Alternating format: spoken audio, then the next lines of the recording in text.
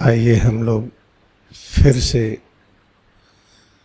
विचार करें, चिंतन करें कि हम लोग क्रिया योग ध्यान कर रहे हैं, ये अवसर कैसे मिला।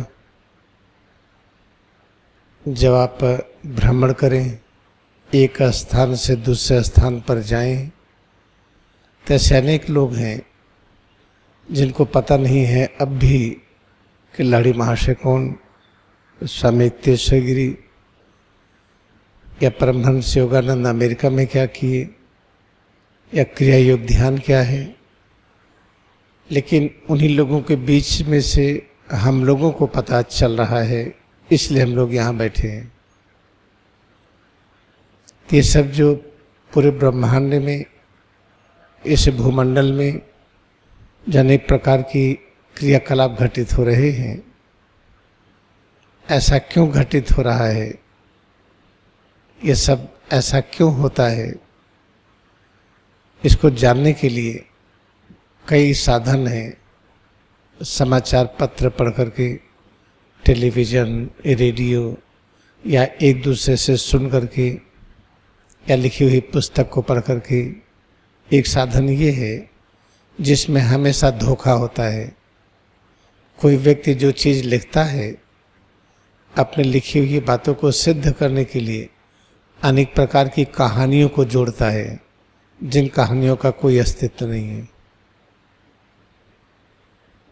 जैसे उदाहरण के लिए टॉलस्टॉय ने एक कहानी लिखी तीन बंदर की। तीन बंदर की कहानी में एक बंदर आंख बंद करते हैं, दूसरा कान और तीसरा मुंह। संकल्प क्या लेते हैं कि हम बुराई देखेंगे नहीं, बुराई सुनेंगे नहीं और बुराई कहेंगे नहीं। तो ये गांधी जी के टेबल पर जहाँ गांधी जी रहते थे, ये तीनों बंदर की मूर्ति इस तरह से रख दी जाती थी। ये बड़े प्रचलित हुए।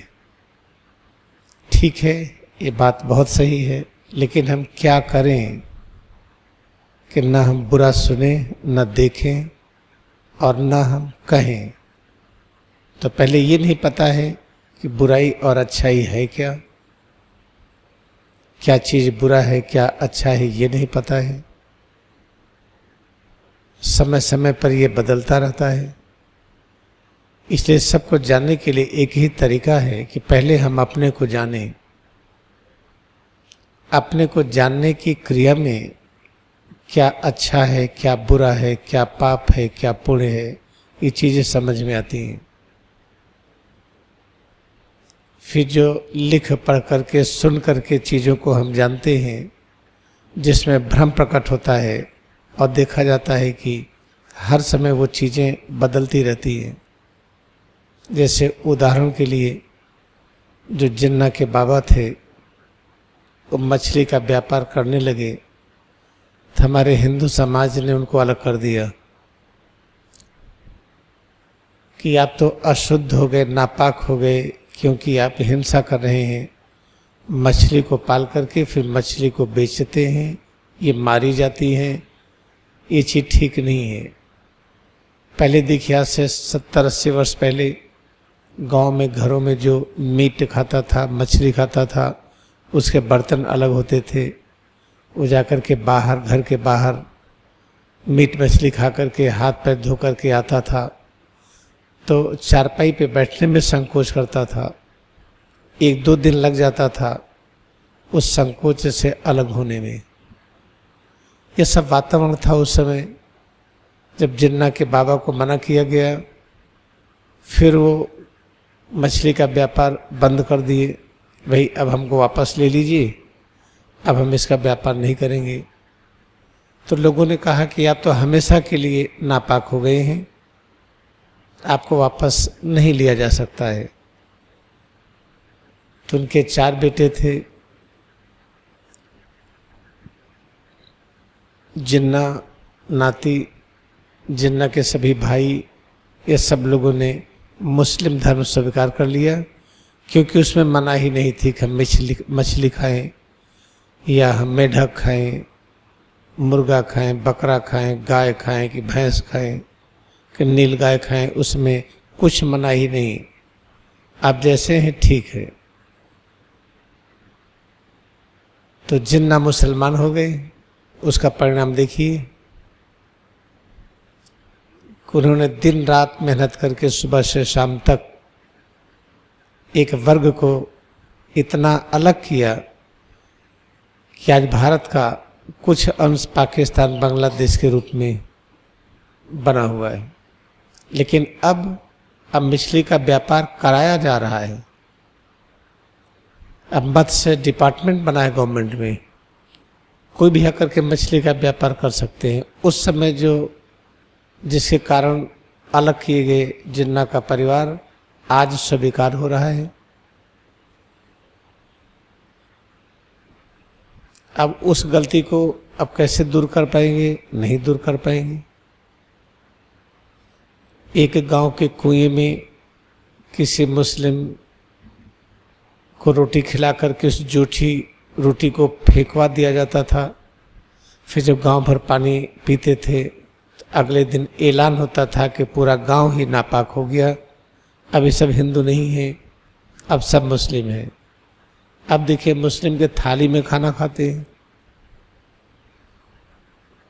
अगर पता चला कि एमएलए एमपी की सीट मिलेगी या कोई पद मिलेगा तो मुस्लिम के मुंह का भी खाना खा लेंगे। तो वो नियम अब क्यों नहीं है? तो ये जब सब दिक्कतें हुई और भारत की स्थिति संकुचित होती गई, हम छोटे होते गए, वसुधैव कुटुंबकम का नारा सिमट गया कि कश्मीर से कन्याकुमारी तक है। इसमें भी हाहाकार मचा हुआ है। हर प्रदेश चाहते हैं कि हम अलग हो जाएं। तो इन सब चीज़ों के बारे में गहराई से चिंतन करिए तो एक ही नज़र आता है कि हम सिर्फ अपने को जानें, हम कौन हैं, कहाँ से आए हैं पृथ्वी पर, हम जो बोलते हैं, कौन शक्ति देता है बोलने के लिए, कौन शक्ति देता है देखने के लिए, सुनने के लिए, काम करने के लिए, वो शक्ति कहाँ है, हम कैसे इस रूप में प्रकट हो गए, जब हम जन्म न लिए थे तो कहाँ थे, जन्म लेने के बाद इस रूप में हैं, धीरे धीरे रूपांतरण हो रहा है। घर में ही देखते हैं, गांव में, समाज में कोई वृद्ध हो गया, उसका चलना फिरना रुक गया, अचानक वो चला गया तो उसको जला दिए या दफना दिए या जल में प्रवाहित कर दिए। अलग अलग तरीके से है। किसी देश में है कि जंगल में छोड़ देते हैं, जानवर खा लेते हैं। किसी देश में है कि टुकड़े टुकड़े काट करके फेंक देते हैं, सब पक्षियाँ और जानवर उसको खा लेते हैं। इस तरह के अलग अलग नियम हैं। जब पूरी तरह से देखिए तो ये निष्कर्ष पर आएंगे कि हम अपने को जानने, बस अपने को जानने की क्रिया में अगर घृणा दूर हो रही है, शिकायत कम हो रही है, सबके प्रति हमारा आदर भाव बढ़ रहा है, जिससे घृणा होती थी, जिसके प्रति आक्रोश था, आक्रोश और घृणा कम हो रही है, सबके प्रति प्रेम बढ़ रहा है, उसी के साथ साथ ये भी होगा कि अपने अंदर की वाइटलिटी बढ़ रही है, जीवन शक्ति बढ़ रही है। पहले जल्दी जल्दी जुकाम होता था, अब नहीं होता है। पहले पेट में तकलीफ थी, अब नहीं है। पहले सिर दर्द होता था, अब नहीं है। अब सब अच्छा लग रहा है। तो अपने को जानने की क्रिया में फिर ये पता चलने लगा कि शारीरिक बीमारियां खत्म हो रही हैं, चिंता दूर हो रही है। चिंता कैसे दूर हो रही है? लोगों के प्रति जो आक्रोश था, जो लोगों की निंदा करते थे, लोगों की अच्छे हैं बुरे हैं व्याख्या करते थे, वो कम होने लगा। सब अच्छे लगने लगे और अपनी खोज करते जाइए। खोज करते करते एक ऐसी स्थिति पर आएंगे कि सभी से शिकायत समाप्त हो जाएगी। हम किसी की निंदा नहीं करेंगे और उसी समय ये भी होगा, न गर्मी का असर होगा, न जाड़े का, न थकेंगे, न बीमार होंगे। जब चाहें सोएंगे, जब चाहें जगेंगे। ये सब चीज़ें भी होंगी। जब हम इस दिशा में आगे बढ़ते हैं तो जो व्यक्ति आगे बढ़ रहा है वो ज्ञान के सूरज की तरह, जैसे कोई शांति का, आनंद का, ज्ञान का सूरज हो, जहाँ पर रहेगा वहाँ से वो तरंगों को विकृत करता है। जैसे सूरज से किरणें यहाँ तक आती हैं, ऐसे वो व्यक्ति जो रूपांतरित हो रहा है, अपने को जानने की क्रिया में लगा हुआ है, आप देखेंगे धीरे धीरे वो शांति का दूत बन गया। जैसे गौतम बुद्धा बने, महावीर स्वामी बने, लाड़ी महर्षि, एकतेश्वर गिरी, परमहंस योगानंद, कबीर साहब, नानक देव जी, ऐसे ही तो हुए। ते केंद्र हो जाते हैं शांति का संदेश देने के लिए, ज्ञान का संदेश देने के लिए, सबको मिलाने के लिए। इसी की आवश्यकता है। और जो चीज़ हम जानते सही है, इसको सब मान लें, ये संभव नहीं है। एक परिवार में ही 4 लोग रहते हैं, कोई किसी की बात नहीं सुनता है। इसलिए भारतीय संस्कृति ये कहती है कि हम सिर्फ आत्म अनुसंधान करें, हम अपने को जानें बस। हम किसी को बदलने को न सोचें, हम अपने को बदलें। अपने की बदलने की क्रिया में क्या होता है कि सब बदल जाते हैं। गौतम बुद्धा का एक उदाहरण है। उनको अपार चिंता थी, अपार कष्ट था, देख कर के लोग बूढ़े हो जाते हैं, फिर मर जाते हैं, कोई बीमार हो गया, ये कैसे हो गया, अनेक प्रकार के कष्टों से परेशान थे वो। तो अपने में एकाग्रता बढ़ा करके अपनी खोज करने लगे, हम कौन है, कहाँ से आए हैं, हमें कष्ट क्यों होता है। उस खोज का परिणाम हुआ, देखिए गौतम बुद्ध की फिलॉसफी, उनका दर्शन, उनकी शिक्षा चीन तक, जापान तक, भारत में, पूरे विश्व में उनको सभी जानते हैं। वो किसी को बदलने का प्रयास नहीं किए थे, वो अपने को जानने का प्रयास किए थे। तो भारतीय संस्कृति का अर्थ क्या है? सच को जानना। भारत ये शब्द ही है ज्ञान से युक्त अवस्था। जानकारी किसके बारे में? पहले तो अपने बारे में जानकारी हो। अपने बारे में जानकारी पाने के लिए जितने भी संसाधन बताए गए हैं, क्रिया युक्त ध्यान श्रेष्ठतम है, सरलतम है, सभी कर सकते हैं। तो हम लोग क्रिया युक्त ध्यान करने के लिए बैठे हैं। कितने लोगों को इसके बारे में पता ही नहीं है। ठीक वैसे ही है, कितने लोगों के पास नौकरी नहीं है, कुछ लोगों को नौकरी मिल गई है। कितने लोगों के पास कोई बिजनेस नहीं है, कुछ लोगों के पास बिजनेस है। ठीक वैसे ही न जाने कितने लोग हैं जिनको ये पता ही नहीं है कि क्रिया युक्त ध्यान करने से अपने बारे में जानने की क्रिया बहुत तेज होती है। ये भी नहीं पता है अपने को जानने के क्रम में हम राष्ट्र में शांति की स्थापना कर सकते हैं, पूरे राष्ट्र को सुखी कर सकते हैं। और ये उदाहरण विद्यमान है।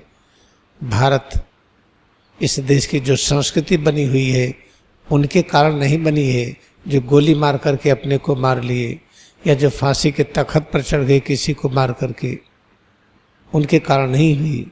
या जो लड़ाई करके, जैसे रानी लक्ष्मीबाई लड़ाई करके देश को कष्ट से मुक्त करना चाहिए, इन सब के कारण हमारी सभ्यता नहीं बनी है। हमारी सभ्यता जो अभी तक बची हुई है वो गौतम बुद्ध का दर्शन, महावीर स्वामी का, कबीर का, नानक देव जी का, फिर महर्षि पतंजलि का, फिर रामचरितमानस, श्रीमद् भगवत गीता, इसका जो भी अर्थ निकला गलत सही, यह सभ्यता को बनाए रखा है ये। और सभ्यता और अच्छी तरह से मुखरित हो, लाड़ी महर्षि का अवतार हुआ। लाड़ी महर्षि, इनके सारे शिष्य, ये सब जो मिलकर के किए, इससे हमारी सभ्यता बनी रही, इससे किसी की दाल नहीं गली। और देखिए विश्व के जितने राष्ट्र हैं जो सब गुलाम थे, जब स्वतंत्र होते गए तो उनकी सभ्यता खत्म हो गई, क्योंकि मार काट के आधार पर स्वतंत्र हुए। यहाँ पर महात्मा गांधी का बिगुल बजा कि हम मारेंगे नहीं, लेकिन अपने बातों पर अडिग रहेंगे, हम मार खाए जाएंगे लेकिन मारेंगे नहीं। आप गाली देंगे, हम नहीं देंगे। आप घृणा करेंगे, हम प्रेम करेंगे। इसका आंदोलन हुआ, भारत देश स्वतंत्र हुआ और हमारी सभ्यता भी सब बनी हुई है।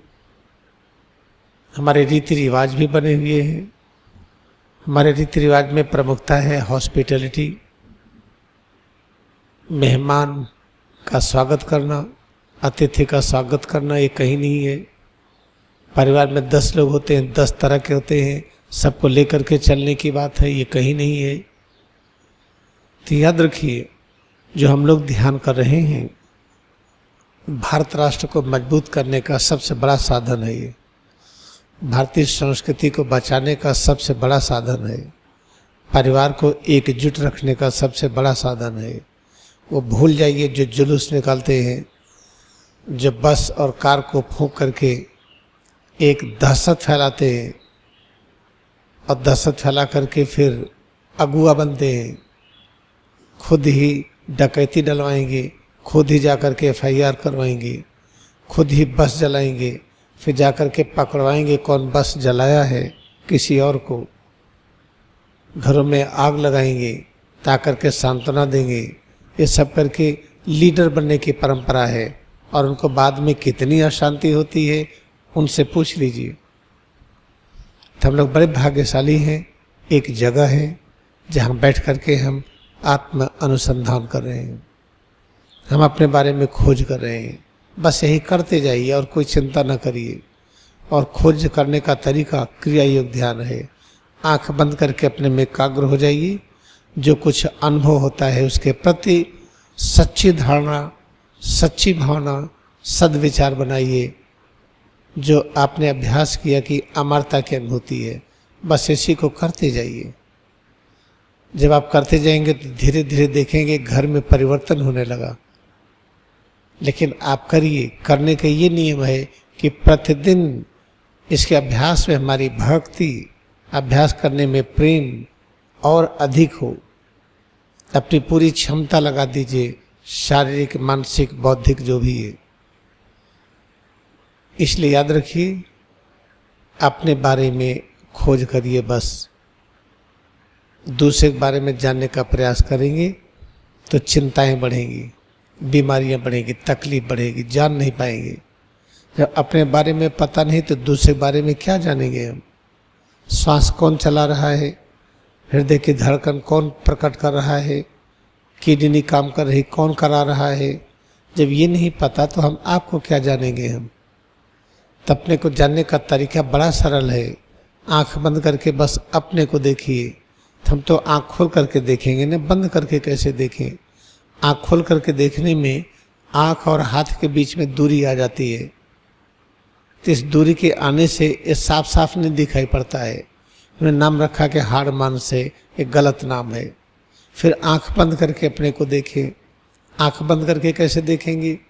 आंख बंद करके जो दिखाई पड़ता है, काला, पीला, नीला, सिर से पैर की उंगली तक, इसका ये सूक्ष्म रूप है। ये मन में शंका होती बाहर का प्रकाश आ रहा है, तो आंख बंद कर लीजिए। बंद करके माथे के सामने देखिए, उसमें एकाग्रता बढ़ाएंगे। अपने को हम निकटतम स्थिति से देख रहे हैं। फिर हम अपनी आवाज़ सुने। अपनी आवाज़ कैसे सुने? जब बोलेंगे हम, ये आवाज़ निकलेगी, कान में जाएगी, फिर कान आवाज़ के बीच में दूरी आ गई तो जो सुनेंगे कन्फ्यूजन होगा। इसलिए कान बंद कर लेते हैं। कान बंद करके जो सुनते हैं वो अपनी आवाज़ होती है। वो कौन सी आवाज़ है? अमर संगीत है। सिर से पैर की उंगली तक यह अनुभूति अमरता की अनुभूति है। तो कान बंद करके जो सुनते हैं ये अमरता के संगीत है। सुनते रहिए। और अन्य तरीकों से अपने को हम समझें। कैसे समझेंगे? श्वास जो चल रही है, इस शरीर में जो फूलने पिचकने की क्रिया हो रही है, इसमें एकाग्रता बढ़ाइए। तो सिर से पैर की उंगली तक अपने अस्तित्व में एकाग्रता बढ़ाते जाइए। जो अनुभव होता है अमरता की अनुभूति कहते जाइए। बस आप देखेंगे धीरे धीरे समस्याएं कम होने लगेंगी। जो आवश्यकता है जो कुछ हमें वास्तव में चाहिए वो अपने आप आपको मिलने लगेगा। वो चीज़ें नहीं आएंगी जिसकी आवश्यकता नहीं है, एक बोझ की तरह होगा। जब हम दूसरे को जानने का प्रयास करते हैं तब हम गलत विचार में होते हैं। जिन चीज़ को आवश्यकता नहीं है हम वो भी ढूंढते हैं, इसकी आवश्यकता नहीं, उसकी आवश्यकता नहीं। जब ऐसा करते हैं तो क्या होता है, फिर विकार आता है, झगड़े होते हैं, झंझट होते हैं। जो नहीं चाहिए उसको ले लिया। तो हमें क्या चाहिए इसकी चिंता न करिए, आत्म अनुसंधान करिए, अपने आप वो चीज़ें आपके पास आएंगी। कहीं नहीं हमको तो वो चाहिए, क्या प्रमाण है वो चाहिए? जो आप मांगते ये चाहिए इसका प्रमाण क्या है कि आप सही मांग रहे हैं? इसकी भी जानकारी क्रिया योग ध्यान से ही मिलेगी। तो निष्कर्ष ये है कि हम बड़े भाग्यशाली हैं, किसी न किसी तरह से क्रिया योग ध्यान से जुड़ गए हैं। अब इसका अभ्यास बढ़ाते जाइए। आंखें हम बंद कर लें, let us close our eyes. हम प्रतिदिन क्रिया योग का अभ्यास इसलिए करें कि इसके अभ्यास से हम अपने को जानने लगते हैं और अपने को जानने के क्रम में सारा ज्ञान स्वतः आ जाता है कि भगवान कौन है, कहाँ है, ये दुनिया कौन है, अतीत वर्तमान भविष्य क्या है, आदि मध्य अंत क्या है। Let us close our eyes and feel head to toes, presence of head to toes. Try to concentrate on it, accept it more and more. Try to learn about self more and more. In the process of learning self, ultimately we realize presence of God, knowledge of all creations. We start learning automatically everything.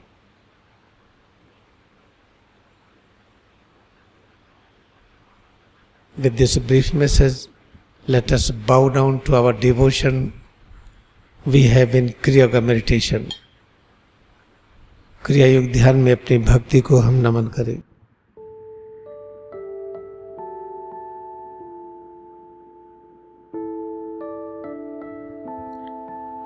अब हम बैठेंगे।